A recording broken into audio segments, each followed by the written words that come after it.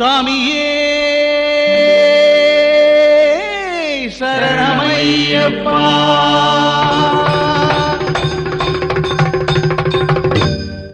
మాల ధరించని వారింట భిక్షకు పిలిస్తే వారు పెట్టే భిక్షను స్వీకరించవచ్చునా? దీక్ష తీసుకున్న వారింట్లో ఈ దీక్షకు అవరోధమైనటువంటి మైలా ముట్టు ఇవన్నీ ఉండడానికి అవకాశం లేదు. అదే కాకుండా దీక్ష తీసుకున్న వారింట్లో దీక్ష తీసుకున్న దినం నుంచి మాంసాహారములు వండి ఉండరు.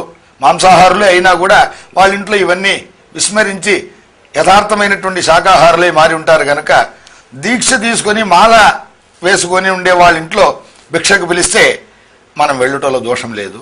అదే సమయాన శ్రద్ధాభక్తులతో శబరిమలకు వెళ్ళలేని వారు సైతం మా ఇంట్లో భిక్షకి రావాలండి అని ముందుగానే ఒక డేట్ కేటాయించుకొని ఆ దినం మొదటి రోజు నుంచి సామాన్లు సేకరించి శుభ్రమైనటువంటి వంటలు చేసి శాకాహారంతో కూడా పిలిచినారనుకోండి, అది అయ్యప్ప సమారాధనగా తెలిసి వాళ్ళ ఇంట్లో భోజనం చేయడానికి అభ్యంతరం లేదు. ఎందుకంటే ఇరుముడి కట్టుకొని మనం యాత్రగా వెళ్ళేటప్పటికి ఎన్నో ప్రదేశాల్లో భోంచేస్తూ ఉంటాం.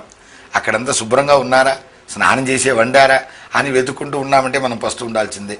కాబట్టి సమయానుకూలంగా మనకు హంస క్షీరోదక న్యాయములో అక్కడ వడ్డించే వాటిలో మనకి ఇష్టమైన దాన్ని స్వీకరించి అక్కర్లేదని వదిలిపెట్టి మన యొక్క ఆహార నిబంధనల్ని ముందుకు సాగిస్తూ వెళ్ళిపోవచ్చు.